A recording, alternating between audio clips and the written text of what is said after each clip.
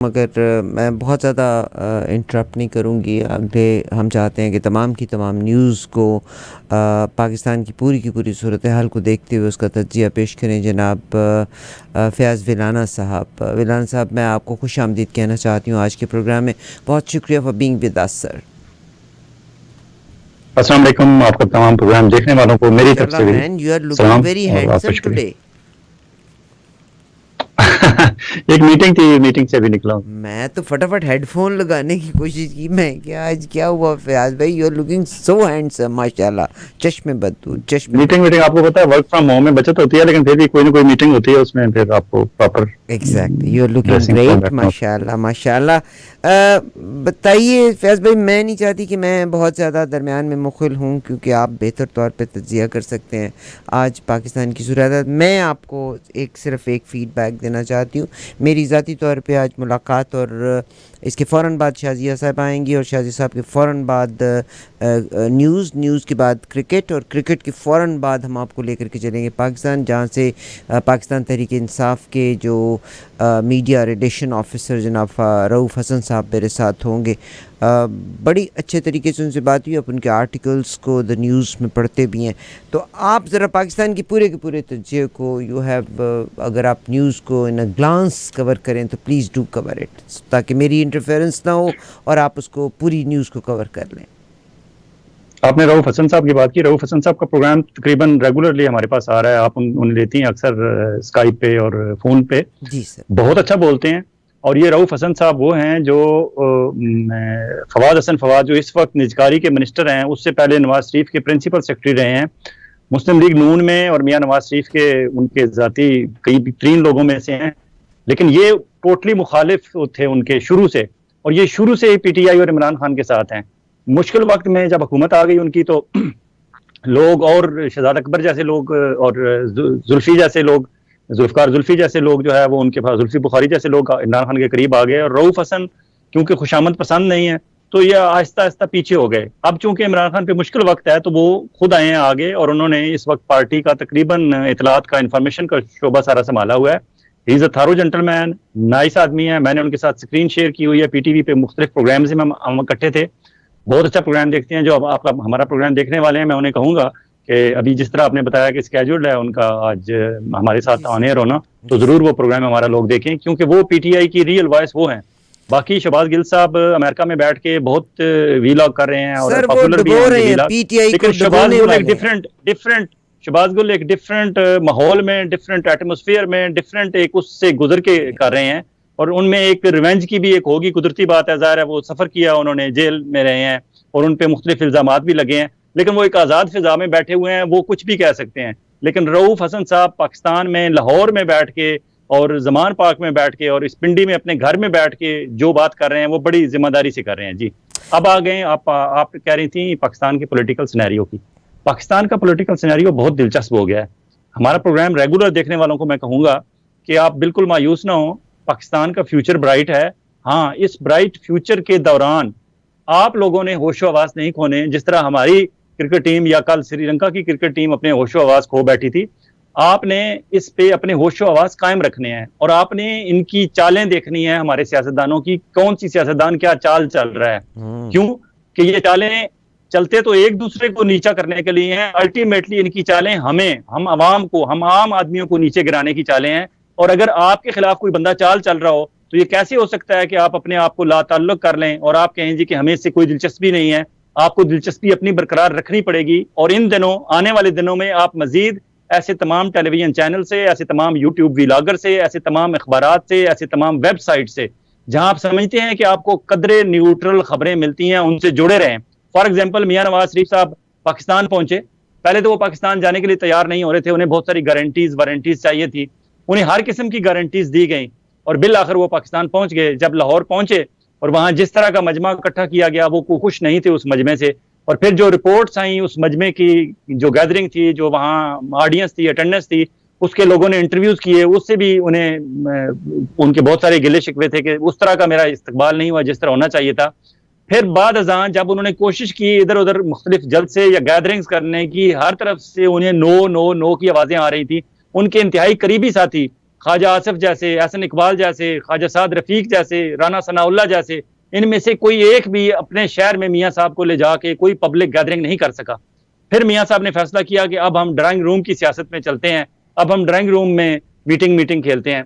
अब drawing room में meeting खेलने में जब उन्होंने कोशिश की तो उन्हें इस वक्त तक बहुत सारी सियासी जमातों की तरफ से झंडी कराई जा चुकी है। ये बातें मंजर आम पे इसलिए नहीं आती क्योंकि पाकिस्तान का तमाम मीडिया तो तकरीबन उन्होंने खरीद लिया है, या वो अंडर इन्फ्लुएंस है हमारे मिलिट्री एस्टेब्लिशमेंट के, हमारे पिंडी बॉयज के अंडर इन्फ्लुएंस है, या मियाँ साहब ने अपनी पॉकेट में रखा हुआ है, खरीदा हुआ है। क्योंकि मियाँ साहब के बारे में तो मशहूर है ना, वो खाता है तो खिलाता भी है। तो मियाँ साहब जब खिलाने पे आ जाएं तो फिर हर कोई उनके साथ आमीन करके हंसते खेलते चला जाता है। और हमारे दोस्तों को जो रेगुलर प्रोग्राम हमारा देख रहे हैं या वैसे मीडिया पे जिनकी नजर है, उन्हें पता है कि हमारी जो पाकिस्तान की मेन स्ट्रीम मीडिया है, इनमें ऐसे लोग मौजूद हैं, किसी ने क्रिकेट ग्राउंड पे कब्जा किया हुआ है और वहां से पैसे कमा रहा है, किसी ने लाहौर में पेट्रोल पंप 6,000 रुपया पर मंथ के रेंट पे लिए हुए थे और वहां से वो कमा रहे थे, किसी ने कहीं कोई अपना अम्यूजमेंट पार्क और अम्यूजमेंट लिए हुए थे, इस तरह के बड़े बड़े 25-25 एकड़ की इस्लामाबाद जैसे जगह पे उन्होंने कॉन्ट्रैक्ट लिए हुए थे 99 ईयर्स पे बड़े सस्ते दामों। अब उन लोगों ने कहीं ना कहीं से तो नमक हलाली करनी है मियाँ साहब की, इसलिए हमारा मेन स्ट्रीम मीडिया या तो मियाँ साहब की पॉकेट में है या वो पिंडी वालों की मिलिट्री एस्टेब्लिशमेंट के अंडर इन्फ्लुएंस है। और इस वक्त इन दिनों आखिरी इतलात आने तक मियाँ साहब और पिंडी बॉयज एक ही पेज पे हैं। पता नहीं ये पेज कब फटता है, लेकिन चांसेस यही हैं कि ये फटेगा, अभी फटे या इक्तदार में आने के बाद फटे, फटना इसने जरूर है क्योंकि मियाँ साहब कोई मौका हाथ से जाने नहीं देते। अब मियाँ साहब ने जब मीटिंग्स शुरू की तो मीटिंग्स में मियाँ साहब को नाकामी हो रही है। फॉर एग्जांपल मियाँ साहब ने कोशिश की कि जहांगीर तरीन साहब उनके साथ कहीं आके मीटिंग कर लें, जहांगीर तरीन साहब मियाँ साहब के साथ बैठने के लिए तैयार नहीं है, क्योंकि जहांगीर तरीन साहब और आफ्ताब शेरपाव साहब जो केपीके में एक बड़ी पार्टी है उनकी, पाकिस्तान कौमी पार्टी, और उनका अच्छा खासा इन्फ्लुएंस है वहाँ, वो कभी पीपल्स पार्टी के वहाँ चीफ मिनिस्टर रहे हैं और चीफ पीपल्स पार्टी के वहाँ प्रोविंशियल हेड रहे हैं, उनका असर रसूख आज भी मौजूद है। और पिछली असेंबली में भी उनके साहबजादे भी मौजूद थे, वो खुद भी मौजूद थे, प्रोविंशियल असेंबली में भी उनके 5-7 लोग एमपीए बन जाते हैं। वो मियाँ साहब के साथ बैठने के लिए तैयार नहीं है। वो समझते हैं कि मियाँ साहब के साथ इल्हाक करने का मतलब ये है कि जितने 16 महीने के शहबाज शरीफ साहब के और इसहाक डार साहब की कारकर्दगी थी वो अपने गले लेने वाली बात है, इसलिए हम अभी आपके साथ नहीं बैठ सकते। सब यही कह रहे हैं मियाँ साहब को कि मियाँ साहब इलेक्शन में जाएं, हम अपने अपने तौर पर इलेक्शन लड़ेंगे, उसके बाद हम आपके साथ बैठेंगे और आपके साथ इत्तेहाद में शामिल हो जाएंगे। इलेक्शन से पहले इंतखाबी मुहिम में हम स्टेज पे आपका हाथ पकड़ के हवा में नहीं लहरा सकते, क्योंकि आपका हाथ पकड़ने का मतलब ये है कि वोट हमसे दूर भाग जाएगा। इसलिए मियाँ साहब के साथ ड्राइंग रूम की सियासत में भी हाथ हो रहा है, वहां भी इनके साथ चलने के लिए कोई तैयार नहीं है। हाँ, MQM, क्योंकि उनके सरपरस्त हमारे पिंडी वाले हैं, तो MQM वालों को क्योंकि वहां उनको पहले ही कट टू साइज कर दिया गया था। एक खालिद मकबूल सिद्दीकी साहब का ग्रुप है, एक फारूक सत्तार साहब का ग्रुप है, एक वहां कमाल मुस्तफा साहब का ग्रुप था पाक सरजमीन पार्टी वालों का। वो पहले ही छोटे छोटे टोटों में जब बट गए थे तो उनकी ताकत खत्म हो गई थी। अब उन्हें तीनों को एक जगह बिठाया गया है, ऊपर से उन्हें ऑर्डर दिया गया है कि मियाँ साहब आ रहे हैं, आपने मियाँ साहब को रिसीव करना है, मियाँ साहब के साथ प्रेस कॉन्फ्रेंस करनी है और आपने मियाँ साहब के साथ इत्तेहाद का ऐलान करना है। MQM ने तो कर लिया। अब 13 नवंबर को मियाँ साहब जा रहे हैं कोयटा और कोशिश कर रहे हैं कि वहां बलूचिस्तान अवामी पार्टी वाले या अख्तर मेंगल साहब उनके साथ बैठे तो इत्तेहाद का ऐलान करें। उनमें से भी कोई नहीं मान रहा। हाँ, वहां आजाद जो 2-3 जीते थे लोग, वो अभी तक एग्री हुए हैं कि हम मियाँ साहब के साथ स्टेज पे बैठेंगे, मियाँ साहब के साथ प्रेस कॉन्फ्रेंस करेंगे, मियाँ साहब के साथ इत्तेहाद और इल्हाक का ऐलान करेंगे। लेकिन बड़ी पार्टियों में से अभी तक कोई शहबाज शरीफ और इसहाक डार के 16 महीने के गुनाह अपने सर लेने के लिए तैयार नहीं है। इसी तरह पंजाब में जहां मैंने आपको बताया कि जहांगीर तरीन बैठने के लिए तैयार नहीं है, दूसरी तरफ जहांगीर तरीन की पार्टी के सदर जो है अलीम खान, वो बहुत तावले हो रहे हैं। वो चाहते हैं कि हम मियाँ नवाज शरीफ साहब के साथ जुड़ जाएं और मियाँ साहब के साथ स्टेज पे भी चढ़ जाएं और इमरान खान की मुखालफत करके हम वोट लें। लेकिन जहांगीर तरीन उन्हें यह समझा रहे हैं कि इमरान खान की मुखालफत से वोट नहीं मिलना, हमें PDM की मुखालफत से वोट मिलना है, इमरान खान की मुखालफत से वोट नहीं मिलना, बल्कि हो सके तो हम कहीं ना कहीं अपना सॉफ्ट कॉर्नर शो करें इमरान खान के लिए। लेकिन क्योंकि अलीम खान साहब इस वक्त इंतहाई रिवेंजफुल हुए हुए हैं, अपना इंतकाम लेना चाहते हैं, उन्हें चीफ मिनिस्टर पंजाब नहीं बनाया था इमरान खान ने। अलीम खान कहते हैं कि मेरी तरफ से कोई नरमी की गुंजाइश नहीं है। इसलिए तहरीक इस्तेकाम पार्टी के अंदर भी इस वक्त दो मुख्तलिफ आरा पाई जाती हैं। जहांगीर तरीन के कुछ दोस्त अब तक आखिरी इतलात आने तक ये कोशिश कर रहे हैं कि इमरान खान के साथ कोई सुलह सफाई हो जाए, कोई इमरान खान हमारे लोगों को एक्सेप्ट कर ले और हमें चंद सीटें दे दें तो शायद हम PTI में वापस चले जाएं, या हमारी पार्टी को के साथ सीट एडजस्टमेंट कर लें इमरान खान, ताकि हमें शहबाज शरीफ और इसहाक डार के 16 महीने के गुनाह अपने सर ना लेने पड़े। इसलिए मियाँ साहब के लिए आने वाले दिनों में जूं जूं वो आगे बढ़ेंगे, मजीद दिलचस्पी के अवामिल शामिल होते रहेंगे। हमारे जो प्रोग्राम देखने और सुनने वाले हैं उन्हें हम कहेंगे कि आप प्लीज़ जुड़े रहें। जी बहुत शुक्रिया। मैं जो जो बाप पार्टी के अख्तर मैंगल ने तो सर बड़ा कमाल का बयान दे दिया है। उन्होंने तो मतलब कच्चा चट्टा खोल के रख दिया। उन्होंने कहा कि आज हमें मजबूर किया जा रहा है कि हम नए इलाहाक में चले जाएं। इससे पहले पीडीएम जो बनाई गई थी कहा कुछ और गया था। और सर वो तो बड़े बड़े उन्होंने हार्ड फैक्ट्स बताए। उन्होंने पूरा जितना पीडीएम की बुनियाद रखने के पहले दिन से लेकर अभी शहबाज शरीफ की हुकूमत खत्म होने तक, बल्कि उसके बाद तक के जितने अवामिल थे, जितनी कारगुजारी थी इनकी, उन्होंने एक एक खोल के सामने रख दिया है। अगर अख्तर मैंगल की आवाज ना हो और सिर्फ वो कहीं बंदा तहरीर पढ़ रहा हो तो लगता है ये इमरान खान की तहरीर है। वो बोल अख्तर मैंगल रहे थे लेकिन ख्यालात और आवाज अख्तर मैंगल की थी, सोच इमरान खान की थी। वो बात थी जो इमरान खान बताते रहे हैं अपने वोटर्स को और पाकिस्तान के अवाम को कि ये हो रहा है आपके साथ। वो सारी बातों पे उन्होंने मोरे तस्दीक शब्द की है अख्तर मैंगल ने। शायद उस वजह से अख्तर मैंगल की थोड़ी सी रिस्पेक्ट पीटीआई वालों के पास ज्यादा बढ़ गई होगी। लेकिन अख्तर मैंगल साहब ने मियां नवाज शरीफ साहब की पीठ में छुरा तो नहीं कहना चाहिए, लेकिन नुकसान उन्होंने काफी उन्हें पहुंचा दिया है। एक और बहुत दिलचस्प वाकया हुआ है पिछले कल परसों कि मोहसिन नकवी साहब का इदारा है CP24, एक टेलीविजन चैनल है पाकिस्तान में, मेन स्ट्रीम मीडिया है। चैनल 24, CP24 में क्या गया, चैनल 24 उनका चैनल है। फिर उनका लाहौर रंग और लाहौर के लोकल और फैसलाबाद का लोकल, और एक उन्होंने यूके में C44, C42 लाहौर का नंबर है जो डायलिंग कोड है, उसके नंबर से उन्होंने लाहौर का भी एक रखा हुआ है चैनल। उनके अच्छे चैनल चल रहे हैं। फिर हुकूमत में आने के बाद क्यों ना चलें, जब से वो पिछली हुकूमत में शहबाज शरीफ की गवर्नमेंट में भी उनकी हुकूमत उनके चैनल्स को अरबों करोड़ों अरबों के इश्तेहारात मिले थे, और अब तो हुकूमत उनकी अपनी है। अब तो अपनी सास और ससुर के वहाँ अपनी ससुरालियों के कब्रिस्तान में फातिहा के लिए भी जाते हैं तो वहाँ भी रेड कारपेट बिछा के जाते हैं। इंतहाई अफसोस का मकाम है। मोहसिन नकवी साहब के इदारे में एक रवायत है कि वो हर इलेक्शन से पहले अपने इदारे में इलेक्शन करवाते थे। बाकायदा बैलेट पेपर बनता है, उस पर बाकायदा तीर, बल्ला, साइकिल, शेर, सारे इंतखाबी निशान उस पर दिए जाते हैं, और स्टाफ को कहा जाता है कि आप जो है प्रॉपर तरीके से उनकी रजिस्ट्रेशन होती है, वोट उनको पर्ची जारी होती है, उनको वोट दिया जाता है, वो पीछे पर्दे में जाके अपना वोट डालते हैं और फिर उसके बाद उसमें बॉक्स में डाल देते हैं। ये इन्होंने इस दफा फिर इलेक्शन कराया है मोहसिन नकवी साहब ने परसों अपने इदारे में। और फिर वहां चीफ इलेक्शन कमिश्नर थे सलीम बुखारी साहब, जाने पहचाने साफी हैं। उनके बारे में है कि वो मुस्लिम लीग नून के बारे में कोई एक नर्म रवैया रखते हैं। कभी उनके बारे में ये था कि वो पीपल्स पार्टी और बेनजीर भुट्टो के लिए नर्म रवैया रखते हैं। इन दिनों वो अपने खाता है तो खिलाता भी है। उनके साल के लिए मियां नवाज शरीफ साहब के लिए नरम गोशा रखते हैं। पीटीआई की कभी कभी तारीफ करते हैं, लेकिन अक्सर उन्हें पीटीआई से नाराजगी होती है, इमरान खान से और उनसे। और इमरान खान से नाराजगी क्यों ना हो, ये खुद पता नहीं खाता है या नहीं खाता, दूसरों को नहीं खिलाता। आपको याद होगा सोहेल वड़ाइच उनका इंटरव्यू करने गए तो शायद सोहेल वड़ाइच की जिंदगी का पहला इंटरव्यू था जिसमें वो इंटरव्यू कर रहे थे और इमरान खान अकेला खुद खाना खा रहा था। उसने रस्मन एक दफा पूछा कि खाना खाओगे, सोहेल वड़ाइच ने रस्मन कह दिया कि नहीं मैं तो खा के आया हूं नहीं। तो इमरान खान ने बिल्कुल परवाह नहीं की, वो सामने बैठ के उन्होंने खाना शुरू कर दिया। अब सोहेल वड़ाइच सामने बैठ के देख भी रहा है कि ये खाना किस तरह खा रहे हैं और साथ साथ इंटरव्यू भी कर रहा है। तो वो तो इस तरह का कमाल का बंदा है, खुद मजबूरी से उसे खाना पड़ जाए तो खुद ही खाता है, दूसरे को नहीं खिलाता। तो अभी उन्होंने मोहसिन नकवी सलीम बुखारी साहब ने रिजल्ट 2 दिन हो गए हैं रोक के रखा हुआ है।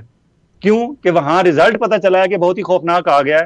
तीर और साइकिल और शेर के निशान को लोगों ने मोहसिन नकवी साहब के टेलीविजन चैनल्स के स्टाफ ने घास तक नहीं डाली, और अक्सरियत, बड़ी भारी अक्सरियत में लोगों ने बल्ले के निशान पे ठप्पे लगा दिए हैं।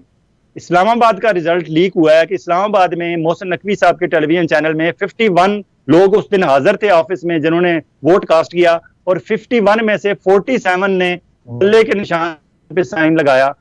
47 आउट ऑफ 51 इस्लामाबाद से इमरान खान के हक में लोगों ने वोट डाल दिए। लाहौर, कराची और बाकी जो उनके ब्यूरोज हैं, पेशावर और कोयटा, फैसलाबाद, उसका रिजल्ट अभी तक रोका हुआ है इन्होंने। रिजल्ट तो इस्लामाबाद का भी अनाउंस नहीं किया, लेकिन इस्लामाबाद का लीक हो गया है।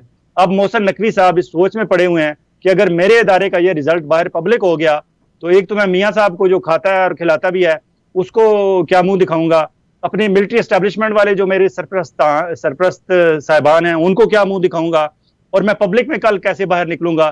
तो ये ताज़ा तरीन इतला है जनाब अपना चैनल 24 और जितने मोहसिन नकवी साहब के टेलीविजन चैनल्स हैं।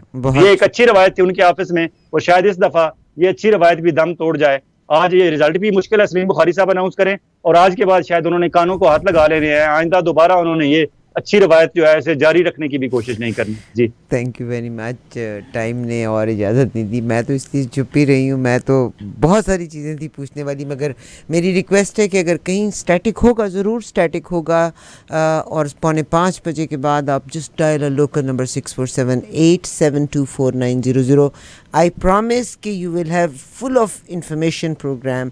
अब न्यूज़ माजिद जमाल और शाजिद साहब लेके आएंगे, उसके बाद क्रिकेट का सेगमेंट होगा, और क्रिकेट के सेगमेंट में हमारे साथ पाकिस्तान के रेनाउंड प्लेयर हमारे साथ होंगे। जी that is semifinal and final के ऊपर पाकिस्तान से।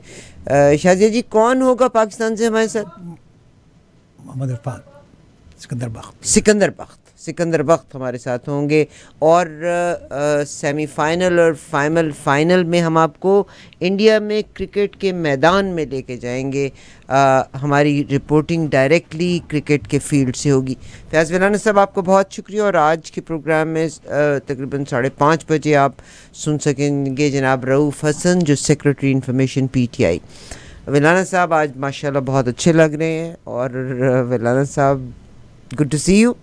आई hope my evening will also. अच्छा, नहीं, मैं आपको याद कराता चलूँ, हमारे प्रोग्राम देखने वाले लोग बाकायदा नोट करते हैं। हमारे एक अंसारी साहब हैं, यहाँ कंस्ट्रक्शन का काम करते हैं मिसिसागा में। उन्होंने एक दफ़ा बाकायदा मुझे फ़ोन करके कहा, उन्होंने कहा वलाना साहब आप ऐसे ही ना आप शर्ट चेंज करते हैं, ना स्वेटर चेंज करते हैं, ना आप कोट चेंज करते हैं, आप रोज़ाना एक ही ड्रेस में आ जाते हैं, प्लीज़ प्रॉपर तैयार होकर आया करें। मैंने कहा does it make any difference? उन्होंने कहा जी बिल्कुल, आपका प्रोग्राम बहुत अच्छा होता है, लेकिन आप ड्रेसिंग भी अपनी जो है उसको रेगुलर करें। आप कैजुअल माहौल में घर में बैठे होते हैं जो उसी में आ जाते हैं। मैंने कहा यार मेरे कपड़ों पे ध्यान ना दो, जो मैं बात करता हूँ उस पर ध्यान दो। लेकिन थैंक्स टू अंसारी साहब, उनके इसरार की वजह से भी मुझे थोड़ी इस तरफ तवज्जो देनी पड़ी। मैं सिर्फ बहुत बहुत बहुत अच्छा लगा। ऑफ कोर्स बाज़ औक़ात माहौल और हमारा लिबास हमारी सोच को पे असरअंदाज होता ज़रूर है। फैज़ विलाना साहब, इंशाल्लाह आपसे अगले हफ्ते फिर बात होगी, तब तक इजाज़त दीजिएगा। Stay tuned please.